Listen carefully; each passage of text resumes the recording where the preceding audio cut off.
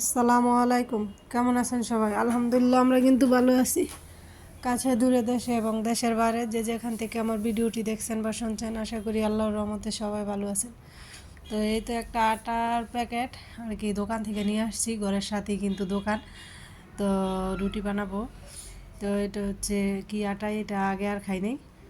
বেশিরভাগ সময় কিন্তু তিল বা সানফ্লাওয়ার ওইগুলো নিয়ে খাওয়া হয়। তো আজকে এটা আনলাম, দেখি কীরকম রুটি হয় আর কি। তো এদিক দিয়ে কিন্তু আমি রুটি বানানোর জন্য কাইটা করে নিতেছি। তো একটু বেশি করে দিছি যাতে সকালে মেয়েরা নাস্তা খেয়ে স্কুলে যেতে পারে আর কি, সেই পরিমাণে। তো যারা যারা আমার ভিডিওটি দেখা শুরু করেছেন, প্লিজ একটি লাইক দিয়ে পুরো ভিডিওটিকে কন্টিনিউ করবেন। আপনাদের কাছে যদি এরকম লাইফস্টাইল ব্লগ ভালো লাগে, আমার চ্যানেলটি সাবস্ক্রাইব করে নোটিফিকেশন অন করে রাখবেন, যাতে ভিডিও ছাড়ার সাথে সাথে আপনাদের কাছে পৌঁছে যায় এবং মূল্যবান সময় বের করে দেখে নিতে পারেন। আর যারা এই কাজটি করে নিয়েছেন তাদেরকে অসংখ্য ধন্যবাদ। তো এদিক দিয়ে কিন্তু আমি রুটি বেলতে বসে পড়ছি। কাইটা ভালোভাবে কিন্তু আর কি মইতে নিছি। তো রুটিগুলো কিন্তু খুবই সুন্দর হইতেছিল। তো আমার কিন্তু রুটি বানানো শেষ, এখন আর কি সেঁকতে দিয়ে দিব। তো এখন পর্যন্ত যারা ভিডিওতে লাইক দিতে ভুলে গেছেন, প্লিজ একটি লাইক দিয়ে বাকি ভিডিওটুকু কন্টিনিউ করবেন। তো ছোটো মেয়ে তো একটা রুটি খাইবই, তো ও আবার তেল দিয়ে বাজ্যা না দিলে খাইব না, ওর জন্য আবার একটু তেল দিয়ে বাজ্যা নিতেছি। পরে কিন্তু সবগুলো রুটি আমি তেল দিয়ে বাঁধলাম, বড় মেয়েও কিন্তু তরকারি দিয়ে খাইব, তাও আর কি তেল দিয়ে বাজ্যে দিছি। আর এই যে এদিক দিয়ে কিন্তু 3টা রুটি রয়েছে, এই 3টা রুটি আমার মেয়েদের সকালের নাস্তা হয়ে যাব। তো রাতের কাজের মধ্যে না অনেক বরকত থাকে।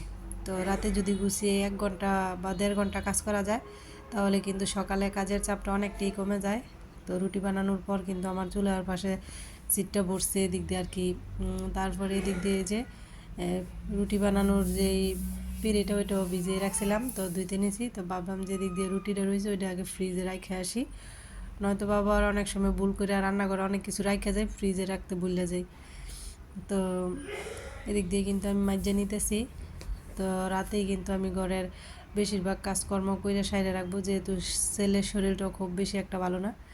তো আমার ছেলের জন্য সবাই দোয়া করবেন। কিছুদিন পর পর এত পরিমাণ ঠান্ডা হয় আর কি, ঠান্ডা লাগে, জ্বর কাশি, এই আর কি অবস্থা। তো খুব ভয় হয় আর কি, ওর জ্বর নাকি ঠান্ডা লাগে। এই কয়েকদিন ধরে ওর কিন্তু খুবই সমস্যা হইতেছে ঠান্ডায়। তো আমি কিন্তু চুলা টুলো মুছে বেসিং টেসিং মুছে একবারে পরিষ্কার করে রাখতেছি।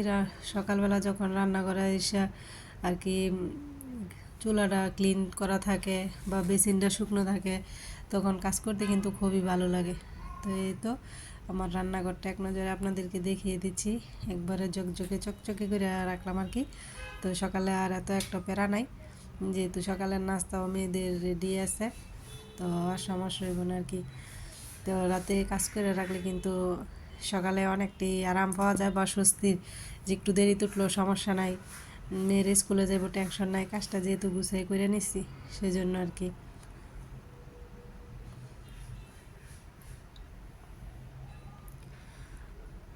তো রান্নাঘরটা ক্লিন করার পর কিন্তু আমি পুরো ঘরটাই ঝাড়ু দিয়ে নিতেছিলাম।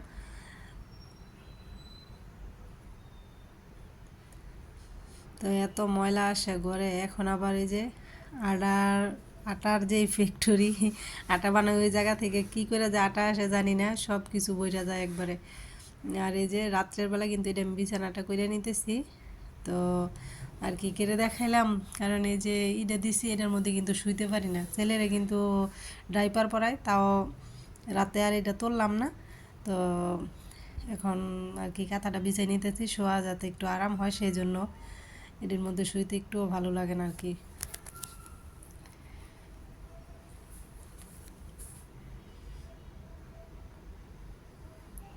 তো এই যে কাঁথাগুলো, এগুলো কিন্তু আমার মা আমার বানাই দিছিল, তো বেশ অনেকগুলো কাঁথাই আছে। আর এই যে রান্না বান্নার আয়োজন, তো এদিক দিয়ে কিন্তু এই রয়েছে ফুলকপির যে শাকটা আছে ওইটা, আর মিষ্টি লাউ আর কি। তো ভাজি করব। তো আমার বোন কয়েকদিন আগে আসছিল, অনেকগুলো সবজি নিয়ে আসছিল, ভিডিও করে রাখছিলাম, কিন্তু ভিডিওটা কী করে ডিলিট হয়ে গেছে তা জানি না। তো বোনের আনা সবজিগুলো নিয়ে কিন্তু আর কি রান্না করব। তো রান্নাটা কিন্তু আমার বোনই করতেছিল, ওই ভিডিওটাই ছিল, ওইটাই দিয়ে দিলাম আর কি।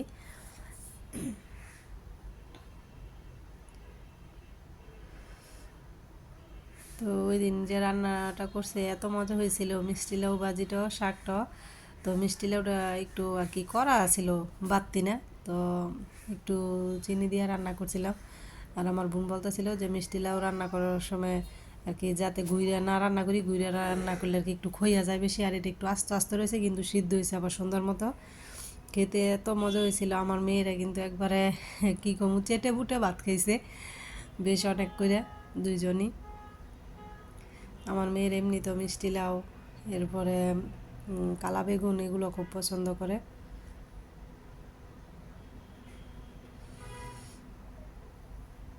তো আল্লাহ হাফেজ, সবাই ভালো থাকবেন।